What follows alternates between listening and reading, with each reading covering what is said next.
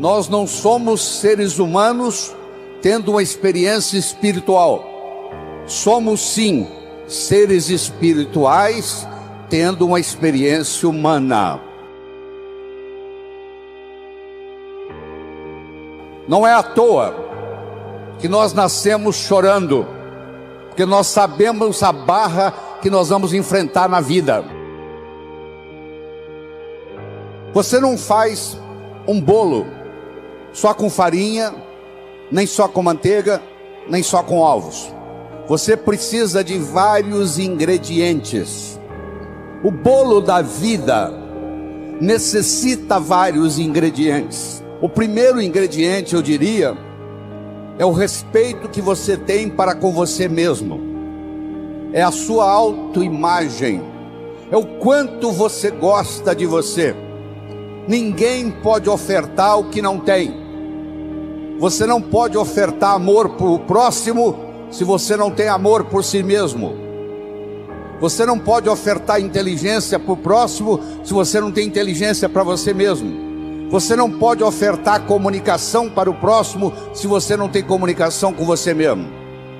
Então a primeira coisa que Deus quer da gente é que nós tenhamos o amor próprio, que a gente se respeite no mundo. Isso chama-se autoestima, isso chama-se autoimagem.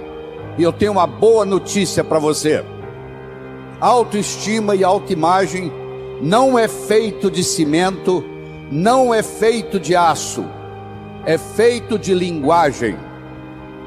Ninguém está condenado a ser quem sempre foi. Vou falar de novo. Ninguém está condenado a ser quem sempre foi. Nós somos os únicos animais no planeta Terra que temos a habilidade de transcender. Transcender significa começar de novo. Não interessa o que aconteceu na sua infância, não interessa o sofrimento que você teve até hoje. O seu passado foi uma necessidade para você chegar até aqui.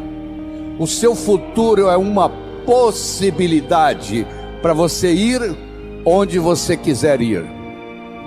Mas se você não se conscientizar disso, o seu futuro vai ser nada mais, nada menos do que uma repetição dos padrões do seu passado. Quais são os padrões existentes na sua família que você gostaria de se livrar deles?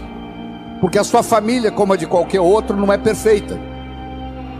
O indivíduo, para ser médico, precisa fazer medicina. O indivíduo, para ser advogado, precisa fazer direito e fazer o exame da OAB.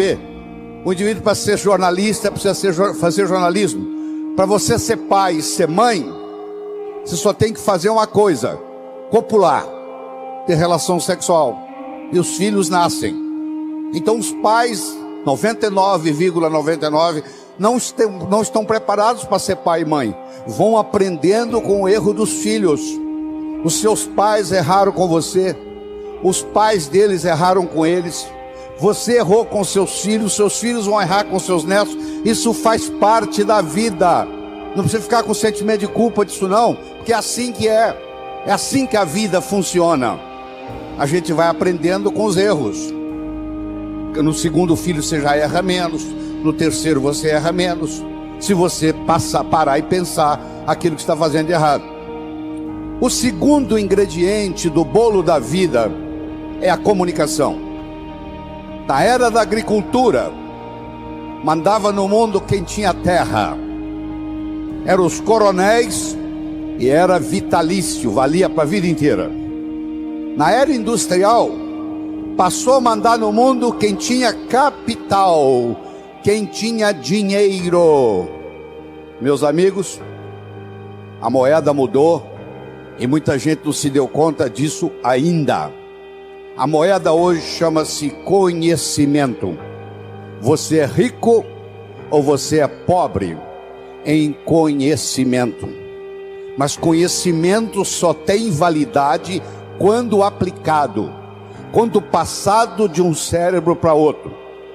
E a passagem do conhecimento de um cérebro para outro se faz através do diálogo, se faz através da comunicação.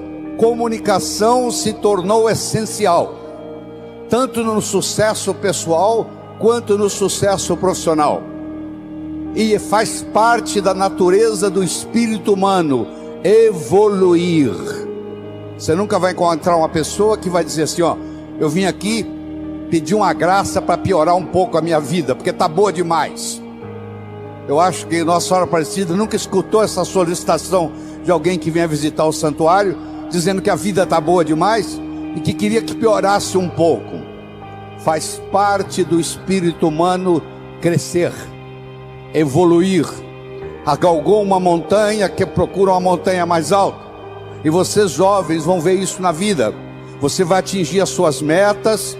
Você quer passar no vestibular, passou no vestibular, quer se formar, quer arrumar um emprego, quer ser promovido, quer montar sua própria empresa, e você vai galgando as coisas na vida. Isso faz parte.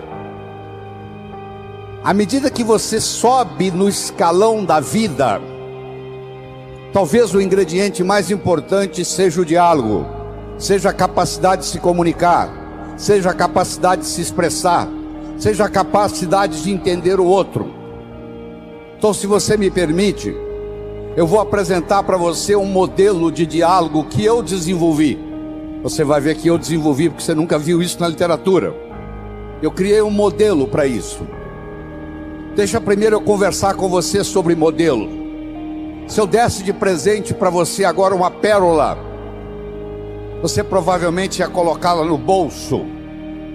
Se eu me encontrar com você semana que vem e lhe der uma segunda pérola, de novo, você vai colocá-la no bolso. Se eu der para você daqui 15 dias uma terceira e última pérola, você vai colocá-la no bolso.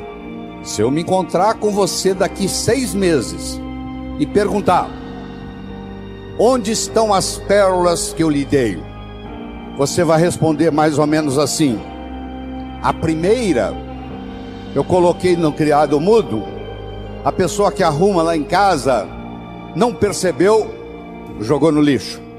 A segunda eu esqueci no bolso da calça, a calça foi para a lavanderia e a pérola não voltou. E a terceira eu guardei tão bem guardado que eu acabei escondendo de mim mesmo. Você já escondeu alguma coisa de você mesmo? Você guardou tão bem guardado que você não sabe onde está? Isso acontece com a gente. Se ao invés de eu lhe dar as pérolas, eu lhe desse um fio de nylon e orientasse você para colocar as pérolas no fio de nylon e fizesse um colar e colocasse o colar no pescoço, e eu me encontrasse com você daqui 6 meses e perguntasse: onde é que estão as pérolas que eu lhe dei? Você ia responder: estão aqui, eu fiz delas um colar. Meus amigos, as pérolas são ideias. O cemitério está cheio de gente que teve boas ideias, ou não concretizaram-se, ou pior, estragaram a vida da pessoa. Você não sabe o que uma boa ideia pode estragar uma família, uma boa ideia pode estragar uma empresa. Porque mais importante do que a ideia é o modelo para segurar a ideia. Se você conhecer um indivíduo que tem um bom modelo empresarial, se ele mora em Aparecida do Norte, se ele mora em São Paulo, se ele mora em Tóquio, se ele mora em Nova York, se ele mora em Sydney, na Austrália, ele vai se dar bem, empresarialmente falando, porque ele tem um modelo. A comunicação tem 3 níveis. O primeiro nível eu chamo de boca-ouvido. O segundo nível eu chamo de cérebro-cérebro. O terceiro nível eu chamo de coração-coração. Vamos começar com o primeiro nível. Boca-ouvido. Deixe-me primeiro fazer uma distinção para você. Ouvir e escutar não são sinônimos. Você ouve com o ouvido, você escuta com o cérebro. Você já foi alguma vez num restaurante e pediu ao garçom para lhe trazer uma água com gás, e ele lhe trouxe uma água sem gás? Ou você fez uma solicitação e ele lhe trouxe outra? Aquele garçom, naquele momento que ele recebeu o seu pedido, Ele estava operando no nível 1. No nível 1 ninguém é promovido. No nível 1 você não conquista as pessoas. No nível 1 você não vai para frente na vida. Não interessa a nota que você tirou na escola, isso não faz diferença, porque a escola lhe passa informação. A vida lhe exige competência de ação. O que cai na prova não cai na vida.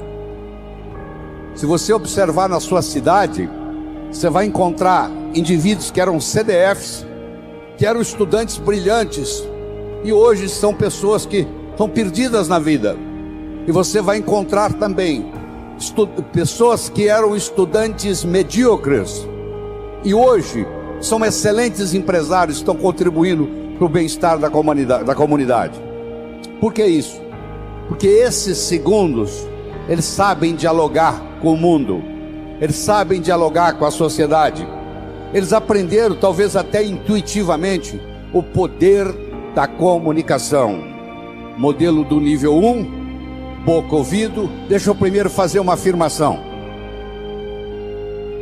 Nós só chegamos ao coração das pessoas passando pelo cérebro. Não tem outro caminho. É fácil você gostar de quem você gosta. Eu quero ver você gostar de quem você não gosta, porque se você não gosta da pessoa, fica difícil chegar no coração. O caminho para você você tem que entender a pessoa, entender a problemática dela, entender de onde ela está vindo, por que ela atua daquele jeito. Aí finalmente você aceita a pessoa e chega no coração. Quando você está operando no diálogo no nível 1, não acontece nada. É o pai que está dando um sermão para o filho, e entra num ouvido e sai no outro, e o pai não percebe que ele vem falando isso há 5 anos e não funcionou nada. Pelo contrário, o filho até ficou rebelde de escutar o pai falar aquilo, e o pai não se dá conta que aquilo não é diálogo, que é um monólogo que ele está falando para o vento, porque está entrando no ouvido e saindo no outro. Você deve conhecer um ditado popular que diz assim: a palavra convence, o exemplo arrasta. A palavra convence, o exemplo arrasta. O melhor modo de você educar seu filho não é com sermão. Isso não é diálogo, isso é monólogo. O melhor modo de você educar seu filho é com exemplo, dando exemplos. Aí a água mole em pedra dura, tanto bate até que fura. Ele vai vendo o exemplo daquilo que você quer que ele seja, ele vai observando aquilo todo dia, chega uma hora, ele e ela incorpora na estrutura psicológica. Um pai de 45, uma mãe de 45, que conversa com um filho de 15, ela tem que entender que o filho de 15 nunca teve 45, e uma mãe de 45 já teve 15 anos. Então é função do pai, da mãe, descer ao nível do adolescente, para poder haver uma comunicação. No diálogo, na comunicação, nós temos que modificar um pouquinho aquela frase que você conhece, que não é da Bíblia, tá? Quando eu falar, você vai falar, está na Bíblia, não está não. A frase é assim: faça aos outros o que você gostaria que fosse feito a você. A verdade não é bem essa. Faça aos outros o que os outros gostariam que fosse feito a eles. Se eu convidar você para jantar na minha casa em São Paulo, eu não vou lhe servir o meu prato favorito. Pode ser que você nem coma. Eu vou perguntar o que você gosta. Se eu quero agradar alguém num processo de diálogo, eu tenho que ver o que a outra pessoa quer ouvir. Eu vou começar por ali, e não o que eu quero passar. Está acontecendo com a gente. Eu quero mostrar o meu ponto de vista para você, mas eu não me preocupo como que você vai receber esse ponto de vista. Aí sabe o que acontece? A natureza colocou um ouvido no mesmo nível do outro. Entra num ouvido e sai no outro. Aí não deixa de ser diálogo, passa a ser monólogo, porque não tem repercussão. Para esse diálogo se ocorrer, Primeiro, eu tenho que ter uma mensagem forte. Você só vai continuar me escutando se você estiver gostando da mensagem. Eu tenho que ter algo para poder passar para você. Essa é a mensagem. Segundo, nós temos que conversar de uma forma metafórica. Como é que Jesus ensinava? Jesus ensinava contando histórias. Como é que Jesus ia ensinar como é o mundo espiritual para quem está na terra? Sabe o que ele fazia? Ele fazia de uma forma metafórica. Ele contava parábolas, ele contava histórias. Quando eu lhe conto uma história, você não pode dizer que você não concorda com ela. Eu estou lhe contando uma história, e dentro da história eu coloco a ideia que eu quero passar para você. Era uma vez um navio de alta prioridade, porque carregava ouro, e de repente o motor desse navio enguiçou, e o dono do navio disse: para, traga aqui o melhor mecânico da região. Eles trouxeram. Ele trabalhou um dia inteiro, não conseguiu consertar o motor. Ele disse: para, traga aqui o melhor engenheiro mecânico do país mais próximo. Eles trouxeram. Ele trabalhou 2 dias, não conseguiu consertar o navio. Ele disse: para, traga aqui de onde estiver, de helicóptero, quem montou essa máquina desse navio. E eles procuraram, encontraram e trouxeram ele e um assistente. E eles desceram no navio de helicóptero, foram até a casa de máquinas, escutaram o barulho da tubulação, tocaram nos tubos, e tinha uma válvulazinha vermelha num canto. E ele perguntou para o assistente dele: você tem um martelo? Tem, me empresta. Ele foi lá e pim, ligue. Eles ligaram, tudo funcionou às mil maravilhas.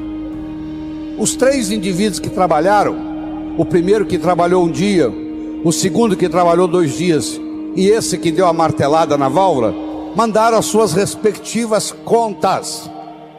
Quem trabalhou um dia mandou uma conta de $100. Quem trabalhou 2 dias mandou uma conta de $400, $200 por dia, porque ele havia trabalhado 2 dias e ele era mais sofisticado do que o outro. E quem deu a martelada mandou uma conta de $10.000. O dono do navio falou: eu vou pagar, porque ele consertou o meu navio, mas eu só pago com uma condição: que ele mostre como é que ele chegou à conclusão de me cobrar $10.000. E ele mandou um bilhete para o dono do navio: para dar a martelada, $1, para saber onde bater com o martelo, 9.999. Olha que interessante. Você imagine que nós estamos almoçando e eu conto essa história para você, e você está pensando em me contratar para ser seu consultor na sua empresa, e você pergunta assim: doutor Laí, qual é a sua remuneração? E eu falo um preço elevado. Ao invés de você falar é caro, você vai pensar assim: esse cara sabe onde bater com o martelo. Eu preparei o seu cérebro para escutar o meu diálogo com você. Através de quê? Através de uma história, através de uma metáfora. A pessoa que sabe dialogar, ela conversa metaforicamente. Terceira coisa importante no diálogo é uma linguagem apropriada. Você já foi a um médico e o médico começa a usar aquela terminologia médica que só ele entende, e aí você volta e a sua família te pergunta: e aí, o que você tem? O que o médico falou? Ah, não entendi o que o médico falou. Esse médico não tem nada de inteligente. E outra coisa importante é a percepção. Uma coisa é o que você está passando, a outra coisa é que o outro está captando. Ah, você é um vendedor? Sou. Você é um bom vendedor? Ótimo vendedor. E aí, você tem vendido bem? Não, tem vendido muito mal. Então você não é um bom vendedor. Talvez a sua linguagem não está sendo apropriada, talvez a sua mensagem não está sendo forte o bastante, talvez você não esteja fazendo uso dos recursos, da metáfora, das histórias, do diálogo desse jeito. Quando você termina, a pessoa se sente convidada a participar das suas ideias. Ela se sente, o filho, quando um pai sabe ter um diálogo com ele, quando termina o diálogo, o filho se sente convidado a experimentar o que o pai está falando para ver se dá certo. É um convite que ele recebe. Na vida, nós somos julgados por 4 coisas. 4 coisas. Nós somos julgados por aquilo que fazemos. Você pode marcar no seu relógio. Você encontra um estranho na festa. Nos próximos 5 minutos, ele vai perguntar para você assim: o que você faz na vida? A que é que você se dedica? Eu posso ter 2 pedreiros, um trabalhando ao lado do outro. Eu chego perto do primeiro pedreiro e pergunto: o que é que você faz na vida? Ele fala: eu sou pedreiro. Eu coloco um tijolo em cima do outro. Eu chego perto do segundo pedreiro que está ao lado dele e pergunto: o que é que você faz na vida? Se eu sou pedreiro, eu estou construindo o Maracanã, o maior estádio de futebol do mundo, que vai ficar aqui para a posteridade. Quero que você saiba que os 2 fazem a mesma coisa. Só que esse segundo pedreiro, ele não vai ser pedreiro muito tempo, não. Logo, logo ele vai ser construtor, porque ele não está colocando um tijolo em cima do outro. Ele está construindo Maracanã. Quando alguém lhe pergunta: o que você faz na vida? Você tem que responder de um modo que agregue valor à sua contribuição para o mundo. Então, você quer melhorar seu poder de diálogo, você tem que definir a sua contribuição no universo de uma forma que agregue valor. Segundo, você é julgado pela sua aparência. Não é estar bem vestido, não. Estar adequadamente vestido para a ocasião. Você não quer ir num médico que está de camiseta. Você quer ir num médico que esteja de branco, de preferência com estetoscópio no pescoço. O branco tem um arquétipo de cura. Terceiro, você é julgado pelo que você diz. Enquanto você não disse nada, ninguém sabe se você é inteligente ou deixa de ser. No momento que você falou e falou besteira, não tem jeito de você voltar atrás. Uma palavra falada, uma flecha lançada, uma oportunidade perdida, não tem jeito de voltar atrás.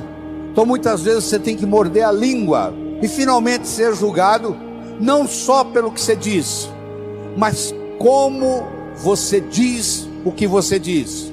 Eu poderia trazer alguém aqui que falasse exatamente o que eu estou falando. A apresentação poderia ser muito melhor ou muito pior, porque não é só o que eu estou falando que conta, é como eu estou falando o que eu estou falando. E nessa parte do diálogo, de como dizemos o que dizemos, vem o modelo que eu estou discutindo com você, que tem um nível 1, que não acontece nada, que você está perdendo tempo, que é o boca-ouvido. É o que você pede o garçom uma água com gás, ele traz uma água sem gás, porque entrou num ouvido e saiu no outro. E muitas pessoas trabalham nesse nível e não vão para frente na vida, porque comunicação é essencial. Nós começamos falando da autoestima, estamos falando da comunicação, do diálogo. Deixa eu tocar um pouquinho nos outros. O bolo da vida tem vários ingredientes. Outra coisa importante para você jovem que está nos assistindo, e é jovem de qualquer idade: juventude é uma coisa que você decide. O que eu vou fazer na vida está para frente ainda. Já fiz muita coisa, mas o que eu vou fazer muito mais ainda está pela frente. Quando eu mantenho esse foco no que eu vou fazer, o meu organismo não envelhece. Ele mantém a energia da juventude. Todos vocês conhecem o conceito de uma ampulheta, não conhece? Você já pegou uma ampulheta na mão? Aquele reloginho de areia? Vamos imaginar uma ampulheta. A ampulheta tem a areia que ainda não caiu, a areia que está caindo e a areia que já caiu. A areia que ainda não caiu é o futuro. A areia que está caindo é o presente. E a areia que já caiu é o passado. Você aprendeu, e é verdade que você aprendeu, que o passado cria o presente cria o futuro. Isso é verdade, verdadeiro.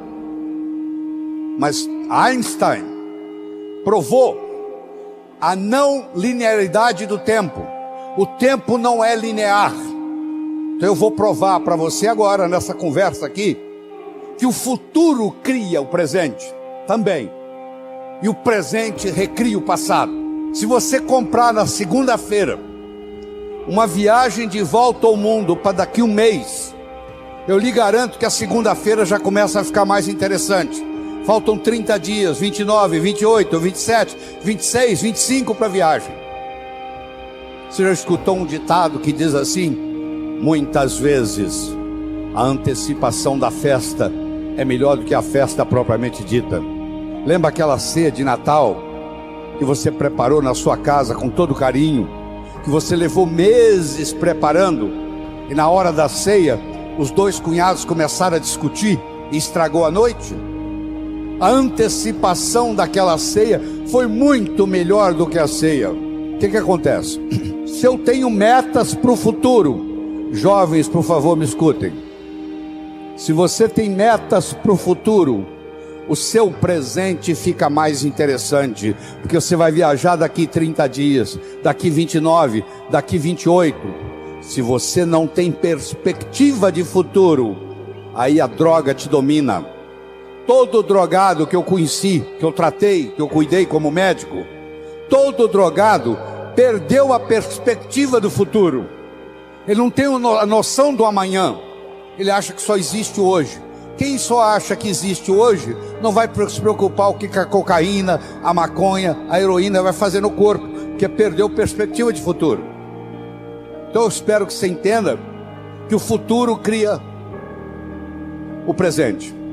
Eu vou provar para você agora que o presente recria o passado. Chegou uma senhora e disse: doutor Laí, eu estou aqui porque eu estou num processo de divórcio e fiquei sabendo que o seu curso fortalece o emocional, eu vim aqui fazê-lo. Deixa eu lhe me contar a minha história. Eu sou casado há mais de 25 anos, eu e meu marido decidimos por opção não ter filhos. Ele trabalha numa multinacional, eu trabalho noutra. Ele sai de segunda a sexta para viajar pela multinacional, e eu saio de segunda a sexta para viajar pela minha multinacional. Sexta-feira à noite nós nos reuníamos, íamos para um sítio que nós temos em Valinhos, perto de São Paulo, e nós passávamos sexta-noite, sábado, domingo, voltávamos segunda de manhã. A minha tia que me criou, eu levei-a para passar o final de semana no sítio. Ela teve uma parada cardíaca e morreu no sítio, e eu nunca mais tive coragem de ir lá. O meu marido não abre mão, ele viaja durante a semana e sexta-feira ele vai para o sítio. Eu não vejo ele durante a semana, não vejo ele no final de semana. Nós somos distanciando, estamos num processo de divórcio. Eu perguntei para ela assim: mas por que a senhora não vai no sítio? Falou: porque a minha tia morreu lá. Eu falei: mas justamente por isso. A sua tia saiu lá da Europa para te dar esse presente, para morrer no sítio, para mostrar para você o quanto que ela gostava de você. Isso tem uma simbologia. Dá para você captar essa simbologia, que ela fez questão de vir morrer do seu lado. E eu fui falando, ela foi escutando, ela não conseguia parar de olhar no relógio. E o que ela queria? Ir para o sítio. Até o final da história, ela voltou a ir para o sítio, está casada com o marido até hoje. Eu não consigo mudar o fato da tia dela ter morrido no sítio. Eu mudei no diálogo a interpretação da morte da tia dela no sítio. Eu não consigo mudar o passado de ninguém, mas eu quero que você saiba que tudo que aconteceu com você aconteceu por uma necessidade, talvez espiritual, talvez tenha trazido você até aqui. Eu não vou perdoar o meu pai pelo que ele me fez. Onde é que está seu pai? Ele já morreu. Ele vai ficar muito sem dormir hoje à noite por causa disso. O fato de você não perdoar o seu pai é mais ou menos assim: eu vou tomar o veneno para matar aquele cara, mas eu tomo o veneno. Isso não é tão ridículo, não é? O cara vai tomar o veneno para querer envenenar o outro. Quando eu tenho ressentimento do meu pai, quando eu tenho ressentimento da minha mãe, primeiro eu vou ter ressentimento de todos os homens e todas as mulheres no mundo, porque isso vai repercutir. Cada vez que eu encontrar um homem, vai lembrar do meu pai, eu vou ter problema. Cada vez que eu encontrar uma mulher, eu vou lembrar da minha mãe, vai ter problema. Então, se você perdoar o seu pai e perdoar sua mãe incondicionalmente, só pelo fato dele ser seu pai e pelo fato dela ser sua mãe, não é a pessoa em si, não. Eu estou querendo que você perdoe o arquétipo pai. Eu estou querendo que você perdoe o arquétipo mãe. Não é que agora você perdoa a sua mãe, você tem que trazê-la para morar com você, não. Você que tem que terminar e dizer, ó, o que você fez foi feito, você fez o... Eu lhe garanto que os seus pais fizeram o melhor que eles sabiam fazer. Não fez melhor porque não sabia. Eles não sabiam o que eles não sabiam. No momento que você perdoa, isso é mágico no seu corpo, porque isso muda tudo. Isso muda a sua energia, muda a sua capacidade de ganhar dinheiro. Se você tem ressentimento do passado, você cancela o seu futuro, você não tem perspectiva de futuro. O ressentimento do passado não deixa você ter perspectiva de futuro. Não interessa o que eles fizeram ou deixaram de fazer. Você não vai passar a sua vida no passado. O seu passado é uma necessidade que aconteceu para você chegar aqui. Ele é conhecido, você sabe o que aconteceu. O seu futuro é uma possibilidade, e ele é desconhecido até que você decida qual que ele vai ser. E eu sugiro que você se concentre lá, no futuro, porque é lá que você vai passar o resto da sua vida. Só por isso. No momento que você fizer isso, seu coração vai se abrir, e essa renovação de esperança que o Padre Darcy me ensinou vai encher o seu coração, e a sua viagem aqui vai ficar inesquecível, que vai ficar um antes e vai ficar um depois. Eu espero de coração que novos caminhos se abram à sua frente, que o vento sopre levemente às suas costas, que o sol brilhe suave e morno no seu rosto, que a chuva caia de mansinho em seus campos, e até que nos encontremos de novo. Que Deus lhe guarde nas palmas de suas mãos.